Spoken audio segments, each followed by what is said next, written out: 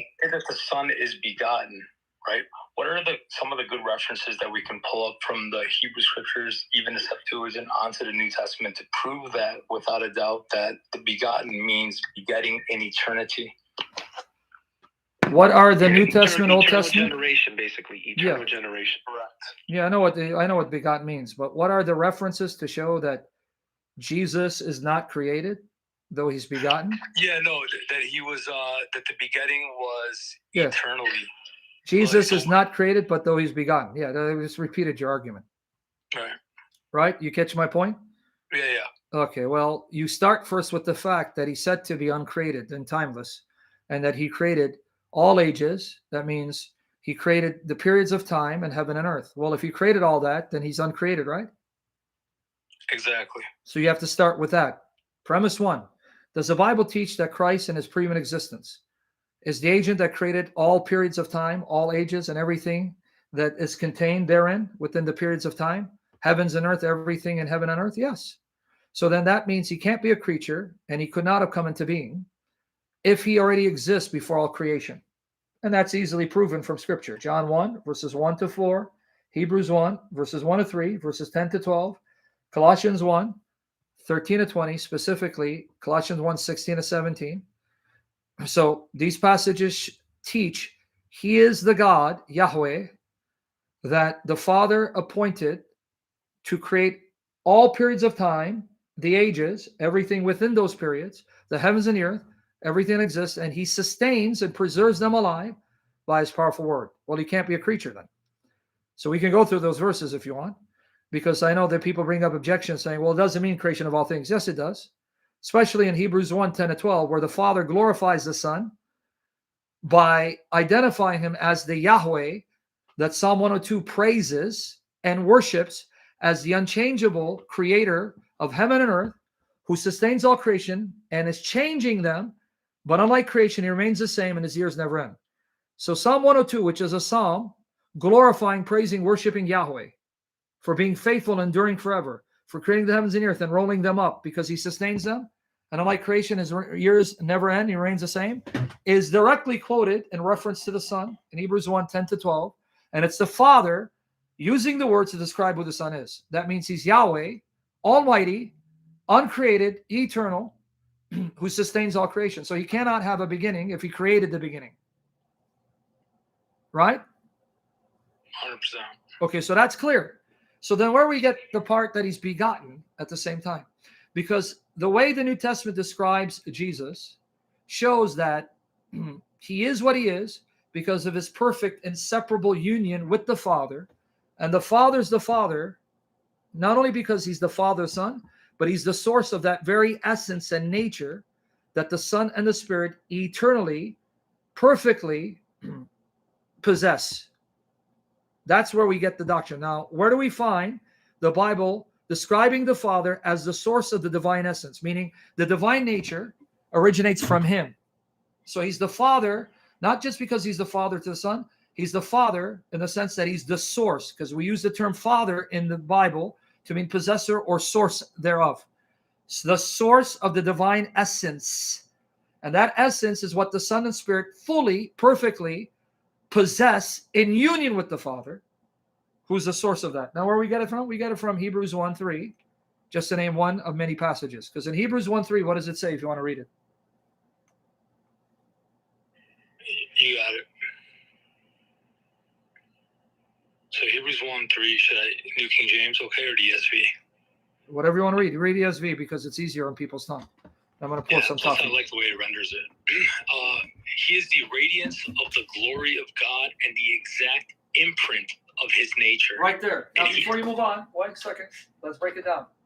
He's the radiance of the Father's glory. So what's the source of the radiance? The Father. Okay, so now this is what the church saw early on, and this is what the church formulated, the eternal generation of the Son. Why?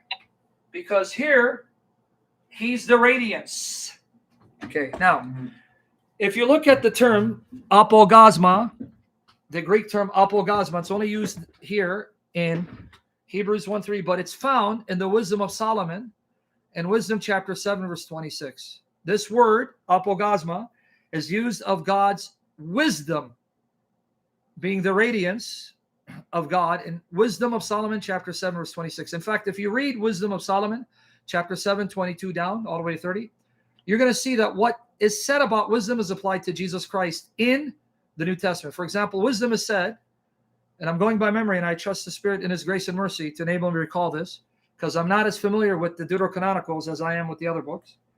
But wisdom is said to be the monogene in Wisdom 7:22. What? 7:22. Let me see. That's Wisdom of Solomon, right? It's Wisdom of Solomon, and in Wisdom 7:22, wisdom is called monogene. Monogene. So the word. So Jesus is called monogenes. So it says, so in herself, wisdom is a spirit that is rational, holy, only begotten. There you go. Wisdom is what? Only begotten. That's Wisdom 7:22. That's monogene. The very term used of our Lord in the New Testament, monogenes. But in Wisdom 7:26, there, the word radiance is used for wisdom. For she is the radiance of eternal light. So if God's light is eternal, that means the light is eternally radiant, right? Yeah. So in other words, if God's light is eternal, has that light ever existed without radiance? Yeah. So notice the language. So those of you who don't read the Deuterocanonicals, because you don't believe they're part of the Old Testament, that's fine. You still need to read them, because whether you like it or not, the New Testament alludes and even cites them, because these are books that give you a window into what the Jews believed and did and thought right before the advent of Christ. In fact, you need the Deuterocanonicals to make sense of a lot of things in the New Testament. For instance, in John 10:22-23, Jesus celebrates Hanukkah. It says, he was in Jerusalem during the Feast of Dedication. Well, Hanukkah means dedication. It was winter. Well, you won't know what Hanukkah is if you don't read 1st and 2nd Maccabees. Because the history of Hanukkah comes from 1st, 2nd Maccabees, as well as 3rd and 4th Maccabees. So the New Testament is calling from, citing, or alluding to these books. So even if you don't accept them as inspired, read them. Learn where a lot of this terminology from the New Testament is derived. Right? So this word apogasma used in Wisdom 7:26. And it says wisdom is what? Reread that again. It says, for she is the radiance of eternal light, a spotless mirror of the operative power of God and the image of His goodness. Wow, that's almost verbatim. Exactly. And notice it says wisdom is the image of God's goodness, and the word is icon. Well, guess what the New Testament calls Jesus? The image of God, the image of the invisible God. 2 Corinthians 4:4, Colossians 1:15. Same word, use of wisdom, used of Christ. Secondly, wisdom is the radiance, apogasma of eternal light. What is Jesus? The radiance of His glory. So let me ask you guys the question. If God is glorious and Jesus is the radiance, that means the source of that radiance is God. But has God ever been without His glory, so that He's existed without His radiance? No. In fact, the word apogasma refers to the radiance of a shiny object. So if I were to use it for us to understand, apogasma would be used to refer to the radiance of the sun. You know the sun in the sky, in space? It radiates to us its light. The radiance of the sun is the light that comes to us. Now notice how this works. The sun, S-U-N, in space, can only be an actual sun if it always exists with light and heat. At any time the sun doesn't exist with light and heat, it's no longer the sun. It's a supernova, right? Burns out. For the sun to be the sun, it has to exist with the light that it generates and the heat that it produces. And yet it cannot be the sun without the heat and the light. Right? Right. Everyone else getting it before I move on? Give me some feedback, especially on Clubhouse. Yeah, they got it. Okay. So now how does that apply to the Godhead? Well, the Father is the Son, S-U-N. The Son of God is the radiance from the sun. But now, just like the radiance of the sun is of the same substance of the sun. Because what does the sun radiate to us? Light that is of the same substance, right? Right. So the Son of God, if he's the radiance of God's glory, he has to have the same substance of the source that radiates him. It cannot be a different substance, right? Right. And just like the sun in space cannot be a shiny object if it doesn't always have its light and heat, the Father cannot be who he is without the Son and the Spirit always existing in union with him. Are you seeing the analogy? But then the second line, he is the exact representation, imprint of his being, hypostasios, where we get the word hypostases, the technical term used for the three persons of the Trinity in later Trinitarian discussions and debate. Hypostasios, where we get hypostases. Now, how does the ESV translate that? The exact what? It says the exact imprint of his nature. Beautiful. Now, understand God's nature, God's substance is infinite and uncreated. Now, notice whose substance and nature it is. God's. Notice who's the exact imprint of that nature. The Son. So are you seeing the source? What's the source of that substance? God. What's the exact imprint of that substance? The Son. What's the source of the glory? God. Who's the radiance of that glory? The Son. This is where the church came up with begetting. The Father is the source, the Son begotten from the source, but not in time, because the Father can never be without his radiance, right? So he could never exist without the Son. So it's an eternal begetting, has no beginning, no end.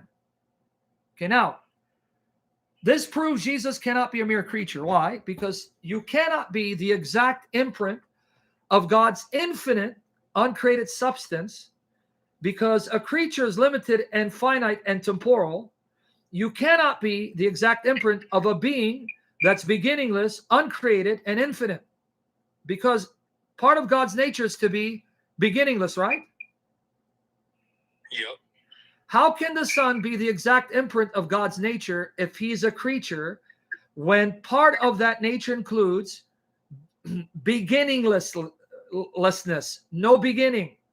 A creature that has a beginning can't be the exact imprint of God's nature when God's nature is beginningless. Absolutely. Now, furthermore, add to this. If God's nature includes characteristics and qualities, because God's nature consists of characteristics and qualities that he always possesses. And if one of those qualities is being omnipotent, omnipotence is an essential characteristic of the nature. And since God's nature is beginningless, that means God has always been omnipotent, omniscient, omnipresent. How can Jesus, if he's a finite temporal creature, be the exact imprint of the nature of God when, as a creature, he's limited in power and wisdom? Impossible. But he is the exact imprint because he's no mere creature. That's the point. And to prove that he's equal to the Father nature, so that if the Father's nature is beginningless, the Son, the exact imprint, is beginningless. And if one of the essential characteristics of the Father's nature is to be almighty, then the Son is almighty. Right after it says, he, the Son, sustains all things by his powerful word. What kind of power must Jesus possess, and how powerful must his word, his command be to sustain the entire creation and preserve it alive, and every cell and every proton and every electron and everything? He has to be just as powerful as the Father. So you see here, Jesus is not a creature. He's equal to the Father in power, divinity, glory, and essence. But the Father is the source of that nature that the Son possesses by his inseparable union with the Father.